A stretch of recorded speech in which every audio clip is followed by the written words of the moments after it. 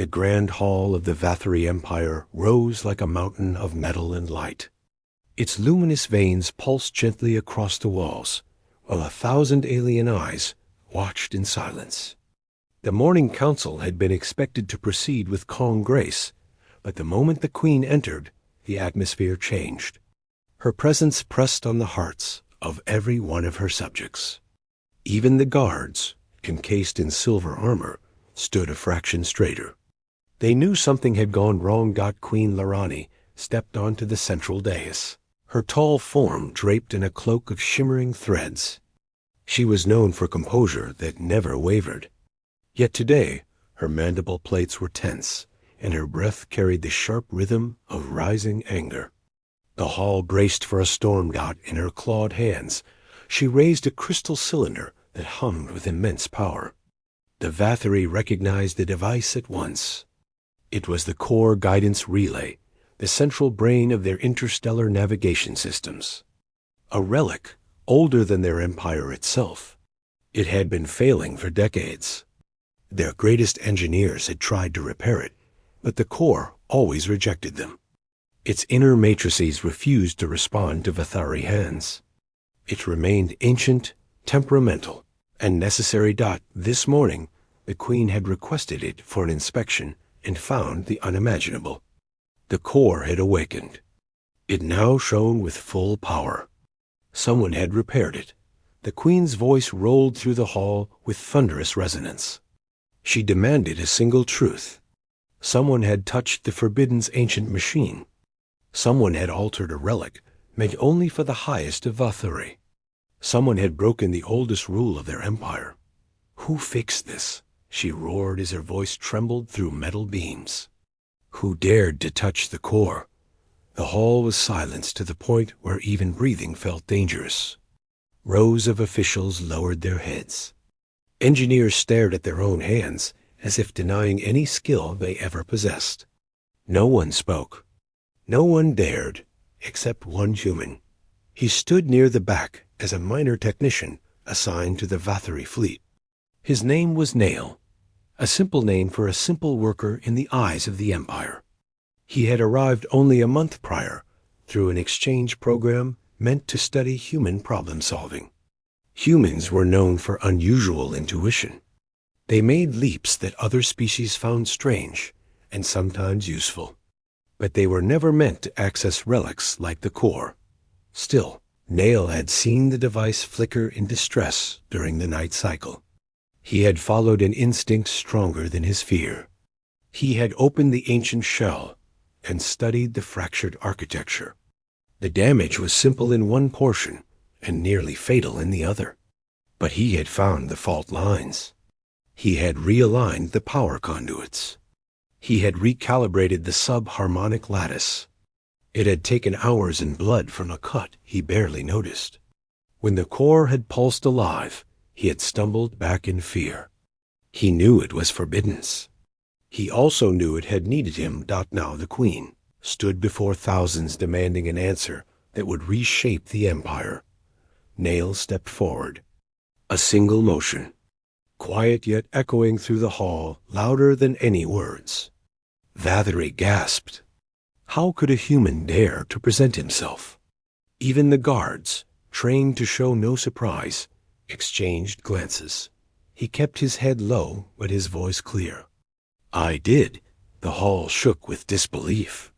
The Queen stared at him with unreadable eyes. Her mandibles parted slightly as she assessed the fragile human. She could have ordered his execution. She could have ordered him to the cells. She could have ended the fragile exchange program forever. Instead, she approached him with slow, deliberate steps. Every alien present shifted back as if giving space to a cosmic event. He did not run. He did not bend his knees. He remained where he stood. When she reached him, her towering shape cast a shadow that swallowed him. Her voice fell quiet. You admit to handling the core? Yes, he said. It was failing. It needed help. The Queen narrowed her eyes. You touched the ancient matrices when even our masters would not. It was calling for alignment, he answered. Your teams were working around the wrong fractures. The deeper fault was buried under the secondary layer. Anyone could have seen it if they listened to its rhythm. The Queen paused. You listened to a machine. It sounded like it was struggling silence again. A silence that seemed to stretch across galaxies. Queen Lorani raised the core so it hovered between them. This machine predates our species. It is not meant to speak to you, Nail shrugged gently. It spoke anyway. A murmur rippled across the hall, as if every alien struggled to process human audacity. He was not claiming power. He was not claiming greatness. He was simply stating what he had felt. Humans were strange like that. The Queen turned to her council. Leave us, she commanded. The hall emptied in disciplined waves until only Nail and the Queen remained. Guards withdrew with hesitation but obeyed. When the doors sealed behind them, the Queen lifted her cloak and motioned for him to follow. She moved through corridors lined with glowing carvings. Nail followed with quiet steps. They entered a chamber filled with ancient artifacts. The Queen set the core on a pedestal. Its light illuminated the room like a small star. She studied it for a long moment. For centuries we believed this relic was beyond our repair. Generations of engineers failed. Why did it answer you? I tried to understand it instead of forcing it, he said. I thought maybe it had a purpose it still wanted to serve. The Queen considered his words. You speak as if machines feel, maybe not the way we do. But everything built with intention carries some reflection of its maker. The Queen tilted her head. Most species fear what they cannot understand. You walked toward it. Nail hesitated before answering. Fear doesn't fix anything. Her gaze softened. In our culture, repairing the core without permission is a crime of the highest order. The punishment is severe. I know, and yet you admit it openly. It would be wrong to let someone else take the blame. The Queen stepped closer. Humans are unpredictable. Some claim it makes your species dangerous.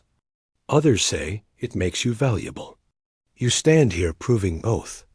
They remained in quiet reflection as the core's glow pulsed gently. Finally, she spoke. Tell me exactly what you felt when you touched it. He explained everything. The faint tremor in the energy field. The misaligned subchannels. The rhythmic pulse of the ancient crystal. He had fixed other devices in his time on the station, but none had spoken to him like this one. It was almost alive in its silence. The Queen listened without interruption. When he finished, she walked around the pedestal and placed one hand on the core. The ancient builders left no records. No manuals. No warnings. Yet you made sense of it. He nodded, her eyes sharpened. Why did you not ask for help?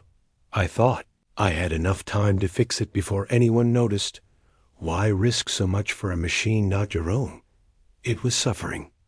Leaving it broken felt wrong. The Queen inhaled slowly. You claim empathy for a machine.